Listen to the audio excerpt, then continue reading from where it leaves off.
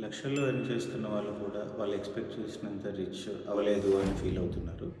కారణం ఏంటి? ఇన్కమా? కాదు. సమస్య ఏంటి? దానికి సొల్యూషన్ ఏంటి? ఈ వీడియోలో చూద్దాం. నా పేరు నాగరాజ్ కాశం. నేను ఐఎంఫీ రిజిస్టర్డ్ మ్యూచువల్ ఫండ్ డిస్ట్రిబ్యూటర్. చాలామంది కొన్ని మనీ మేనేజ్మెంట్లో ఉన్న గ్యాప్స్ వల్ల మనీ కోసమే పనిచేయాల్సిన సిచ్యువేషన్లో ఉంటారు.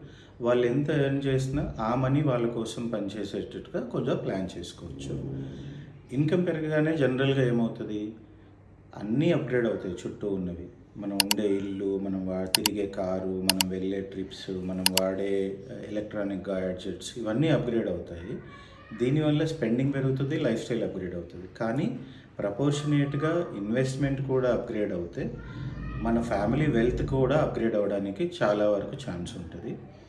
సో మనకి ఇన్కమ్ ఎక్కువ రావడం కాదు, వస్తున్న ఇన్కంలో సిమిలర్ ప్రపోర్షనేట్గా ఇన్వెస్ట్మెంట్స్ కూడా వెళ్తూ ఉంటే అసెట్ అలొకేషన్ ప్రకారంగా రియల్ ఎస్టేట్లో, గోల్డ్లో, మ్యూచువల్ ఫండ్లో, స్టాక్స్లో ఇట్లా లాంగ్ టర్మ్ ఇన్వెస్ట్మెంట్ చేసుకుంటే మల్టీ జనరేషనల్ వెల్త్ క్రియేట్ అవ్వడానికి కూడా ఛాన్స్ ఉంటుంది. బికాజ్ మనం హై ఎర్నింగ్ పీపుల్ గురించి మాట్లాడుతున్నాము.